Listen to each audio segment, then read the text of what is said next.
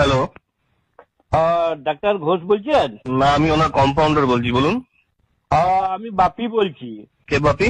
লাও বাবা, বাপি মানে বাপি, আমি বাপি। আমি কে আবার কি করে বুঝাবো বলুন? বলছি যে আমার বউ 7 মাসের পুয়াতি আছে, তো ডাক্তার বলেছিল 7 মাস হলে পরে একবার চেক আপ করাই নিয়ে যাবেন, তাই নামটা লেখাচ্ছি। আচ্ছা, নামটা বলুন। আমার বউ। কি কি বলছেন? আমার বউ? আমার বউ? আপনার লয়, আপনার লয়, আমার বউ। আরে দাদা, আপনার আপনার বউয়ের তো একটা নাম আছে নাকি?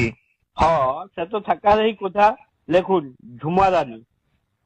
ঝুমা রানী রায়। বলি ঝুমা রানীকে একসঙ্গে লিখবেন। আরে বাবা, নাম লিখতে জানি। সে তো বুঝলাম, কিন্তু জানেন তো আধার কার্ডে ঝু লিখিছে, তারপরে ফাঁক দিয়ে পরে মা রানী। এই আধার কার্ডে লোককে দেখাইতে পারি, তাই বলে দিলাম আর কি। বয়সটা বলুন, বয়সটা। এই 32 নাহলে 33 হবে তো নাকি? এটা আমি কি করে বলবো? আচ্ছা, আপনি তো আচ্ছা লোক মশাই, আমি কি করে বলবো আপনার বউয়ের বয়স কত?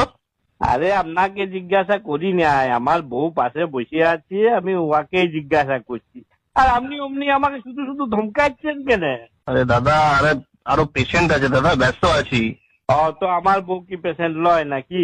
নাকি আমি টাকা দিব নাই? আচ্ছা ঠিক আছে, শুনুন শুনুন, আমি নামটা লিখে দিয়েছি, আপনার বউকে খালি পেটে আনবেন। আচ্ছা মশাই, আপনি তো বেশ কথা বলছেন।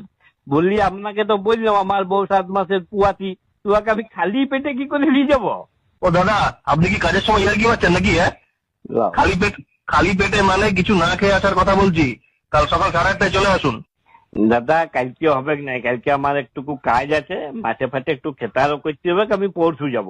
পরশু হবে না, পরশু ডাক্তারবাবু, পরশু থেকে 11 দিন থাকবেন না, বাইরে যাবেন। এটা কিরকম হলো? ওই আমার বউ এখন পুয়াতি, আর ডাক্তার বাবু এখন বাইরে গেলে কি করে হবে? তাহলে আমার বউকে দেখবে কে? শুনুন শুনুন, পেশেন্টদের যাতে অসুবিধা না হয় সেই জন্য ওই কটা দিন অন্য একজন ডাক্তারবাবু থাকবেন, উনি দেখে দেবেন, কোনো অসুবিধা হবে না, আপনি পরশু আসুন। বলি এটা কি যাত্রা রিহার্সেল হচ্ছে